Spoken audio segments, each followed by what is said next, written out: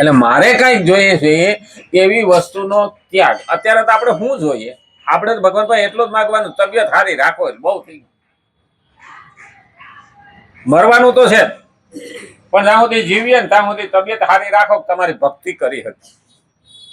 કારણ કે કાન હાલશે, આંખ હાલશે અને પગ હાલશે, ત્યાં સુધી પ્રભુની ભક્તિ થાય, પણ થવાની નહીં. તો ભગવાન પાસે આપણે એટલું જ માગવાનું ને બીજું કઈ માગવાનું. તું 10 લાખ રૂપિયા આપને, 50 લાખ રૂપિયા આપને, આવું માગી નહીં. થોડું કઈ પોટલું વાળીને લઈ જવાનું. અને છોકરા મહેનત કરશે તો એને ભગવાન આપશે, તો એને કઈ આપવાની જરૂર નથી. અને આપણે આપીને જાવ તો કે આપણે મહેનત કરવી માટે બાપો લીલી વાળી મેલીને ગયો, કોઈ તે કોરો થાકોડ ગયો.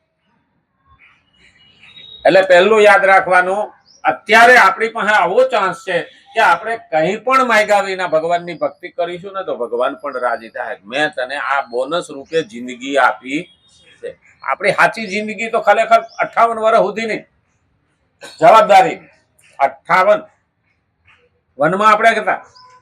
અને પછીથી ભગવાને જે બોનસ આપ્યું છે, હા, હવે 60 બે વસ્તુ થાય, કાં તો ભક્તિમાં જાય, નહીં તો 60 બુદ્ધિ નાખી.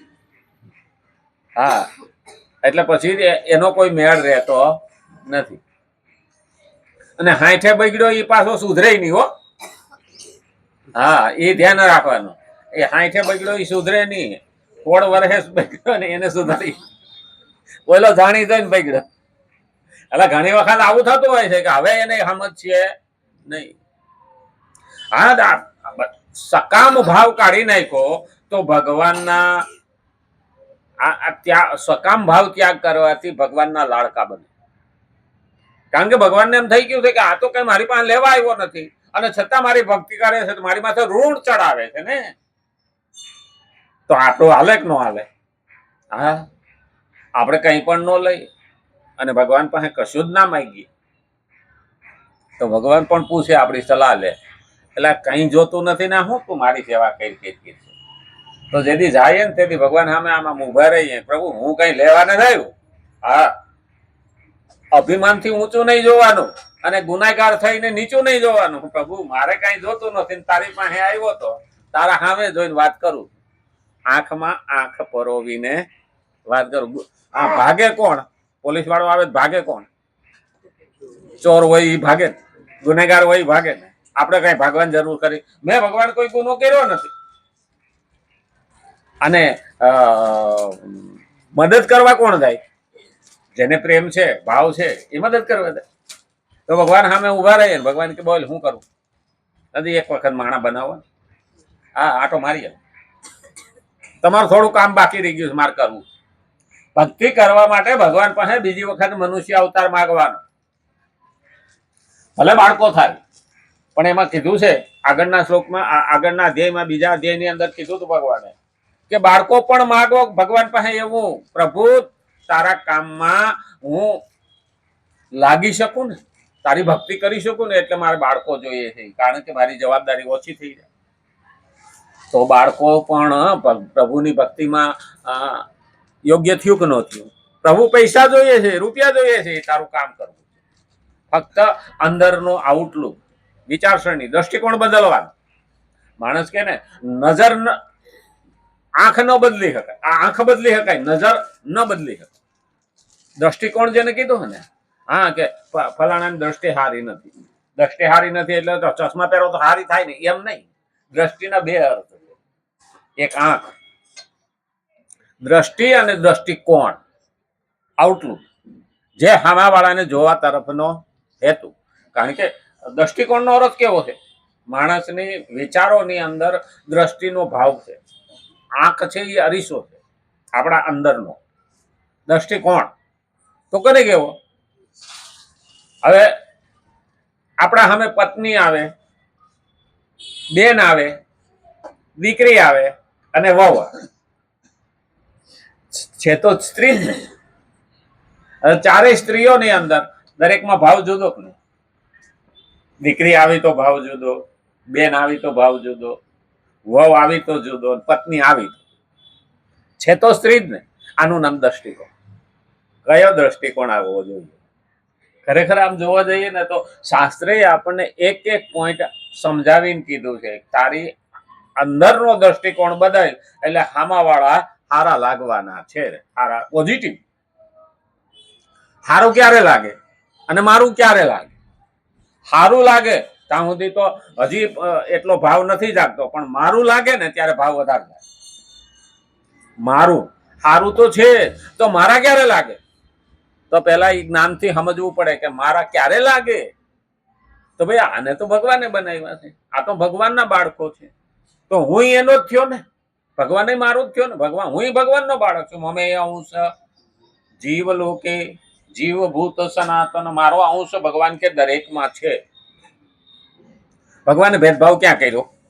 નથી બહેનોમાં કે નથી ભાઈઓમાં ભેદભાવ કર્યો કે બહેનોમાં નથી ને આમાં શું, આમાં નથી ને આમાં શું? નહીં. આ તો આપણા માનસિક સ્થિતિને અનુરૂપ આ બધું કહ્યું. નહીં ઘણી કહેતા હુઈ તક લાગે. તત્વજ્ઞાનની દ્રષ્ટિએ જોવા જઈએ તો હુઈ તક કોને કહેવાય? ભગવાન ડિલિવરી મારફત જ જૈનમાં ને, દેવકીને ગર્ભે જૈનમાં જો હુઈ તક લાગતું હોય તો એ આવત જ છે. એટલે ડિલિવરીનો હુઈ તક કહેવાય. તો ભગવાને દેહ છોડ્યો, એ મૃત્યુ પામ્યા, તો એ હુઈ તક કહેવાય. તો પહેલો પ્રશ્ન આવે, એક જગાએ ઋષિ પત્ની રોતા હતા એટલે નારદ મુનિ ગયા કે તમે તો મહાન ઋષિના પત્ની છો, તમારે રોવાનું કારણ શું? કે મારા પતિ મરી ગયા. તો કે તો આ પડ્યો, આ મરી ગયો, એ તો આ પડ્યો. તો કે ના ના, એમાં આત્મા હતો, એ મરી ગયો. તો કે એ તો મરતો નથી, આત્મા તો મરતો નથી, તો તમે રોવો છે ને? ત્યારે ઋષિ પત્ની બહુ સરસ જવાબ આપ્યો હતો, મેં આની આરે 50 વર્ષ મારો સંસાર માંડેલો છે. એ જે અમારા બેની આત્મીયતા હતી ને એમાં અમે અલગ થયા ને, એ વિયોગનું રોવું આવે છે, બાકી આત્મા મરતો નથી ને આ દેહ તો અહીંયા પડેલો છે. જેથી આ સમજણ આવે ને તે દિવસે આપણી અંદરથી જોવાનો ડોળો બદલાઈ જાય. અહીંયા પણ આ જ વસ્તુ છે કે મને આ મારા લાગે તો જોવાનો ડોળો બદલાઈ જાય. ક્યારે બદલાઈ જાય? કે ભગવાન એનો છે તો મારો પણ છે, મારો છે તો એનો પણ છે. તો બનાવેલા તો ભગવાનને જ બતાવશે. ઘણાને એવું લાગતું હોય છે કે ના ના ભગવાનના બનાવેલા નથી. એટલે આ મોટરસાયકલ માણસે બનાવેલી, મોટરસાયકલ માણસે બનાવેલી, આ ભગવાને બીબા બનાવ્યા નથી. હા, દરેકના મોઢા જુદા, દરેકનો અવાજ જુદો, દરેકની આંખની કીકી જુદી, દરેકની ફિંગરપ્રિન્ટ જુદી. હા, એ ખરખા છે? એટલે 10-15 લાખે એકાદો આપણા જેવો લાગતો હોય ને તો કોક આવે ને પાસે આવીને કે તમે એના જેવા છો, પણ એ નથી. તો આ કરનારો કોણ? ખરેખર જોવા જઈએ આપણા દાંત પણ એ ખરખા નથી ને આંખની કીકી પણ એ ખરખી નથી. તો એમ થાય કે ભગવાને બનાવ્યા છે. અને માણસે બનાવ્યા હોય તો હીરો હોન્ડા આવે તો નંબર પ્લેટ લગાડેલી હોય તો આપણને નંબર પ્લેટ ન લગાડવી પડે કે ફલાણા નંબરની ગાડી આવી કે પાર્કિંગમાં મૂકો. હા, કપાળમાં વાહે ચોંટાડવું જ પડે. પણ ભગવાને એ ખરખા કોઈને બનાવ્યા નથી. તો બનાવનારો ભગવાન જ છે. તો બનાવનાર ઉપર પ્રેમ હોય તો એની બનાવેલી વસ્તુ ઉપર પ્રેમ હોવો જોઈએ કે ન હોય? આપણે અહીંયા કહેવત છે, મોસાળમાં જમણ ને માં પીરસનારી, પછી બાકી શું હોય? તો આ આપણું એ જ છે, બાપો બનાવનારો અને એ બધા એના, આપણે એના ભાંડેડા થયા.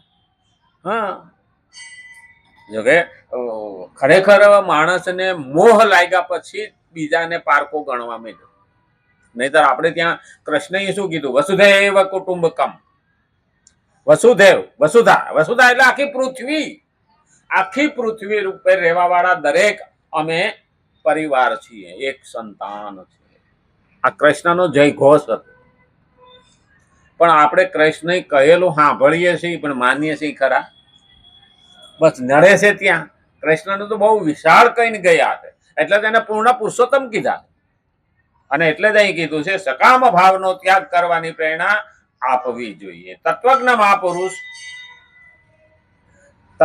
મહાપુરુષ અને ભગવાન બંનેમાં કર્તૃત્વ અભિમાન હોતું નથી. આ બે વસ્તુ આવી ગઈ. એક તત્વજ્ઞ જે પૂરેપૂરું તત્વજ્ઞાન જાણે છે અને એક ભગવાન.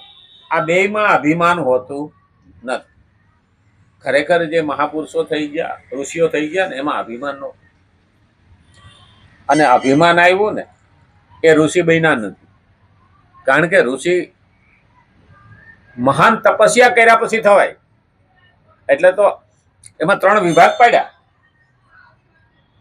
દેવ ઋષિ, બ્રહ્મ ઋષિ અને રાજર્ષ ઋષિ. રાજર્ષિ વિશ્વામિત્ર રાજ ઋષિ, નારદ મુનિ દેવ ઋષિ અને વશિષ્ઠ ને એ બધા બ્રહ્મ ઋષિ, બ્રહ્મર્ષિ કીધા. આ 3 પદ છે. એમાં વિશ્વામિત્ર તરત ક્રોધી થઈ જતા, નહીં તો દુર્વાસા ક્રોધી તો થતા હતા, પણ બેયના ક્રોધમાં ફરક હતો. ભગવાનનું કામ કરવાનું હોય તો દુર્વાસાને બોલાવે, અને કોઈ હળી કરે ને તો વિશ્વામિત્ર તરત હરાપ દઈ દે. એટલે એ કરે ને બધું વાળી નાખે. ખરેખર ભક્તિ કરવી, ભક્તિ કરતા કરતા આપણા સામે કોઈ પડે ને ત્યારે પેલા બહુ ધ્યાન રાખવાનું. ભક્તિ કરવા વાળા ખાસ ધ્યાન રાખવાનું. આપણું તપ છે, અને કોઈ આપણને બહુ હળી કરે ને ત્યાં સુધી સહન થાય, ત્યાં સુધી સહન કરવાનું. અને પછી સહન ના થાય, જો આપણા મોઢામાંથી નીકળી ગયું ને તો હામાવાળાની બરબાદી પાકી. એ 3 પેઢી બરબાદ થઈ જાય, પણ આપણું પુણ્ય પણ બરબાદ થાય, આપણું તપ પણ એના ભેગું બરબાદ થાય. એટલે પેલું યાદ રાખવાનું, આપણું કરેલું તપ ઓછું થવું જોઈએ નહીં. બને ત્યાં સુધી એ માણસને સમજાવવાની કોશિશ કરો કે ભાઈ તું આમાં ના પડ, આમાં ના પડ. આપણે બને ત્યાં સુધી શાંતિ રાખવાની અને સમજાવવાની કોશિશ. કારણ કે આપણે એનાથી ડરીએ છીએ એટલા માટે નહીં, પહેલું હામાવાળાનું ખરાબ ન થાય એના માટે. કારણ કે પછી તો ક્રોધમાં નીકળેલો શબ્દ હામાવાળાને બાળી નાખવાનો જ છે. દુર્વાસાએ પહેલા કીધું હતું, પણ ભગવાને રામે શું કીધું હતું દુર્વાસાને?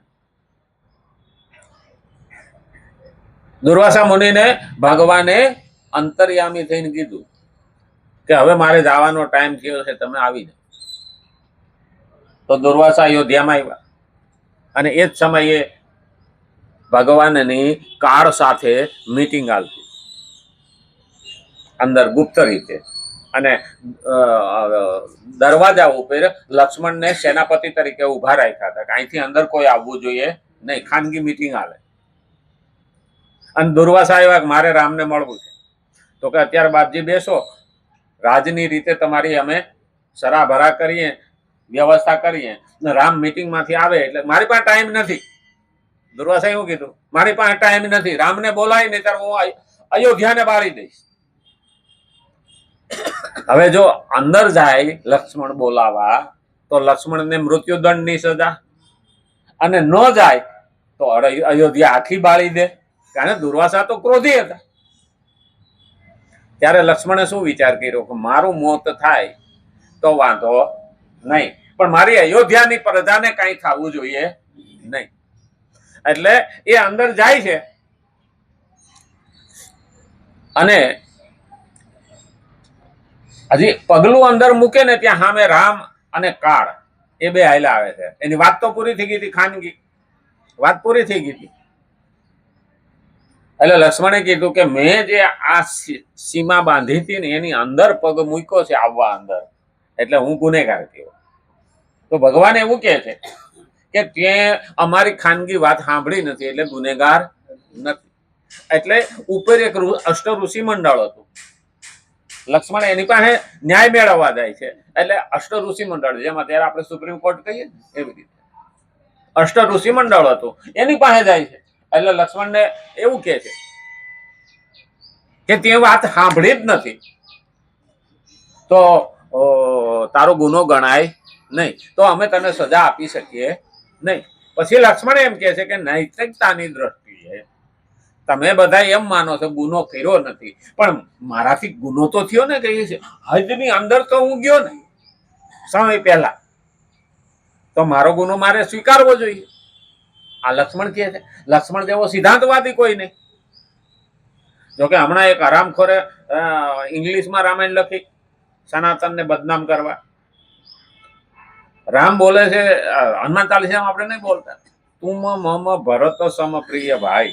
ભરતનું કેવડું મોટું નામ છે, ભક્તિનો અવતાર એટલે ભરત. અને ભરત ઉપર એને લખ્યું કે એ 5 છોકરીઓ લઈને ફરતો હતો, એવું લખ્યું છે રામાયણમાં.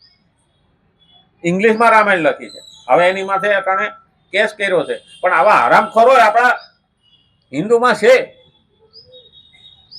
અને ત્યારે લક્ષ્મણે પોતે જાતે સજા સ્વીકારી અને સરયુમાં જળ સમાધિ લીધી. હવે આનો અર્થ શું થયો? લક્ષ્મણે જાતે સ્વીકાર્યું કે આનો મૃત્યુદંડ જ હોય, તો મૃત્યુદંડ એને પોતે સ્વીકાર્યો એટલે એ જળ સમાધિ સરયુમાં લીધી. એટલે રામ કે લક્ષ્મણ ન હોય તો હું ન જીવું.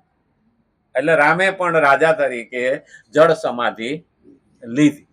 આ કામ ભગવાનને કરાવવાનું હતું તો દુર્વાસાને બોલાવ્યા હતા. અને આપણી જો કમતી આપણા ભાઈ ફૂટ્યા હોય અથવા આપણી પડતી આવે